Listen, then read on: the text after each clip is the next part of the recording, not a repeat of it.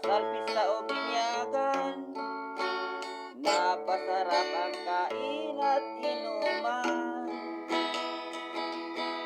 Umuwi na ng bahay sa sobrang kalasingan, hindi na siya binubuksan sa bahay ng kanyang magulang. Napilitan na lang sumama sa kanyang kaibigan, doon nakahiga sa kama, silang dalawa magdamagan.